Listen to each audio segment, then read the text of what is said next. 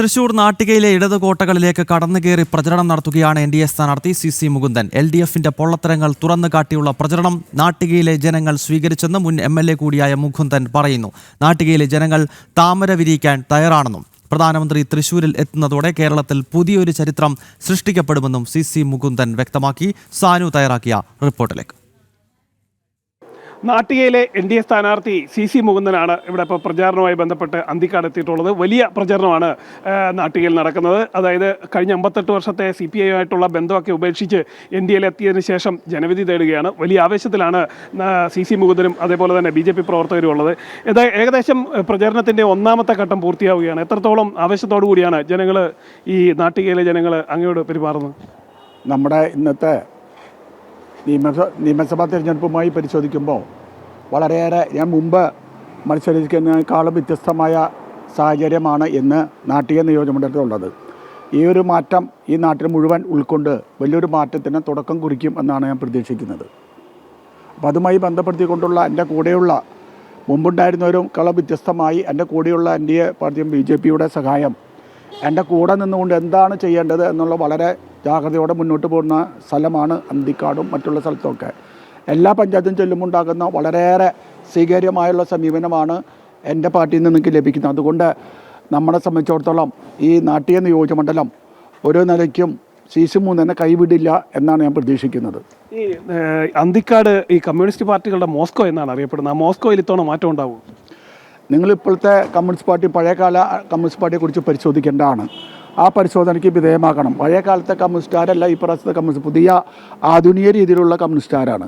അപ്പോൾ ആധുനിക രീതിയൊക്കെ വന്നുകൊണ്ട് ഇവിടെ ആകെ ഒരു പാവപ്പെട്ടവൻ്റെ ജീവിതത്തിൽ എന്തെങ്കിലും മാറ്റം ഉണ്ടാക്കാൻ അവർ ആഗ്രഹിക്കും. അവരുടെ സ്വന്തം കീശ വീർപ്പിക്കുക എന്നല്ലാതെ യാതൊരു പരിപാടിയല്ല ഈ പറഞ്ഞ കമ്മ്യൂണിസ്റ്റ് പാർട്ടികൾ ചെയ്യുന്നത്. അതിനൊക്കെ ജനങ്ങൾ മറുപടി കൊടുക്കും എന്നാണ് വലിയ പ്രതീക്ഷയാണ് എൻ്റെ മനസ്സിലുള്ളത്. അതുപോലെ തന്നെ ഈ പത്രികാ സമർപ്പണത്തിന് ഗുജറാത്ത് മുഖ്യമന്ത്രി വന്നു. ഇപ്പം രണ്ടാം ഘട്ട പ്രചരണത്തിലേക്ക് കടക്കുമ്പോൾ പ്രധാനമന്ത്രി സി മുകുന്ദൻ അടക്കമുള്ളവർക്ക് വോട്ട് ചോദിച്ചുകൊണ്ട് എത്തുന്നത്. എത്രത്തോളം ആവേശത്തിലാണ് ഈ ഒരു ഘട്ടത്തിൽ നമ്മളുള്ളത്?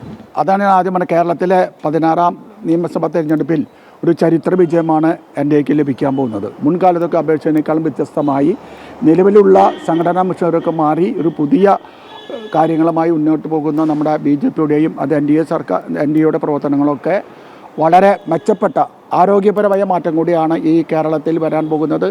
ഇന്ന് അല്ലെങ്കിൽ നാളെ നമ്മുടെ കേരളത്തിലുള്ള വലിയൊരു മാറ്റം നമ്മൾ പ്രതീക്ഷിക്കുന്നുണ്ട്. ജനങ്ങൾ മുഴുവൻ NDAനെ നോക്കിക്കാണാണ് വലിയൊരു മാറ്റം കേരളത്തിൽ ഉണ്ടാക്കാൻ പോകുന്നു. എല്ലാ ജനങ്ങളും ഒറ്റക്കെട്ടായി നമ്മൾ NDAയുടെ അത് മാത്രമല്ല നമ്മുടെ ചിഹ്നമായിട്ടുള്ള താമര അടയാളത്തിൽ ഭൂരിപക്ഷത്തോടെ ഈ മണ്ഡലത്തിൽ നിന്ന് എത്തിച്ചു വരാൻ കഴിയുമെന്ന പ്രതീക്ഷയോടെയാണ് മുന്നോട്ട് പോകുന്നത്. അതേപോലെ തന്നെ നമ്മൾ CPI ബന്ധമൊക്കെ ഉപേക്ഷിച്ച് വരുന്ന സമയത്തൊക്കെ ചിലരെ തന്നെ മുന്നിൽ നിന്നും അതേപോലെ തന്നെ പിന്നിൽ നിന്നും ഒക്കെ കുത്തിയെന്ന് പറഞ്ഞതും അവരുടെയൊക്കെ പേര് വെളിപ്പെടുത്താൻ സമയമായിട്ടുണ്ട്. അത് കുറേശ്ശെ പേര് വെളിപ്പെടുത്തി തുടങ്ങി. ഇന്നലെ ആലപ്പാട് നമ്മുടെ CPIയുടെ വലിയ തലയുള്ളത് ആലപ്പാട്, അന്തികര കഴിഞ്ഞ് പിന്നെ ആലപ്പാടാണ്. ആലപ്പാട് എൻ്റെ സ്വീകരണ രോഗത്തിന് പലരോട് പേരെടുത്ത് ഞാൻ പറയേണ്ടായി. അപ്പോൾ അവർക്കൊക്കെ എന്നെ കുറിച്ച് ആലോചിക്കുന്നത് സാമ്പത്തിക സഹായം കിട്ടുന്നത് ഞാൻ പോകുന്നതാണ്.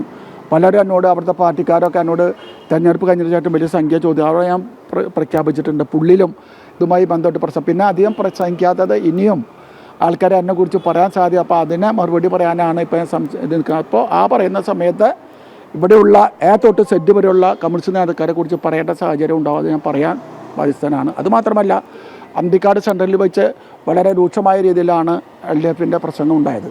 അപ്പോൾ ആൾക്കാർ വിചാരിച്ചാൽ അത് പ്രസംഗിച്ചാൽ എന്നോട് ഞാൻ അറിയില്ല എന്നാണ്. പക്ഷേ ഇവിടെയുള്ള വ്യാപാരികളൊക്കെ എൻ്റെ അടുത്ത് വന്ന് പറഞ്ഞു വളരെ മോശമായിട്ടാണ് ഇവിടെ LDFൻ്റെ പ്രസംഗം ഉണ്ടായത്. എനിക്ക് പേടിയില്ല. ഈ പ്രസംഗിച്ചവരെ ഓരോരുത്തരുടെ പേരെടുത്ത് പറയാൻ ചിലരുടെ വീട്ടിലേക്ക് രാത്രി എത്താറില്ല. ഈ പ്രസംഗത്തിൽ ഏറ്റവും പ്രധാനമായി രാത്രി കാര്യങ്ങളിൽ സ്വന്തം വീട്ടിൽ കിടന്നുറങ്ങാറില്ല, വേറെ വീട്ടിൽ കിടന്നുറങ്ങാറ്. അതൊക്കെ പറയേണ്ട സാഹചര്യം വരുമ്പോൾ ഭംഗിയായി നമ്മളത് ബോധ്യപ്പെടുത്തി മുന്നോട്ട് പോകും. തീർച്ചയായിട്ടും ഈ നാട്ടികയിലെ പ്രചാരണം അതിൻ്റെ അവസാന ഘട്ടത്തിലേക്ക് എത്തുകയാണ്. വലിയ ആവേശത്തിലാണ് BJP പ്രവർത്തകരുള്ളത്. ഒപ്പം തന്നെ മുന്നിൽ നിന്നും പിന്നിൽ നിന്നും കുത്തിയവരുടെ പേരുകളടക്കം വിളിച്ചു പറയുമെന്നും തന്നെ തേജോവധം ചെയ്യാൻ ഇറങ്ങി പുറപ്പെട്ടവരുടെ പേരുകളെല്ലാം വെളിപ്പെടുത്തുമെന്നും മന്ത്രിസഭയിൽ അടക്കമുള്ളവരുടെ പേരുകൾ വരും ദിവസങ്ങളിൽ വെളിപ്പെടുത്തുമെന്നാണ് സി മുകുന്ദൻ വ്യക്തമാക്കിയിട്ടുള്ളത്. മനുകൃഷ്ണയ്ക്കൊപ്പം സാനു കെ സജീവ്, ജനം, തൃശ്ശൂർ.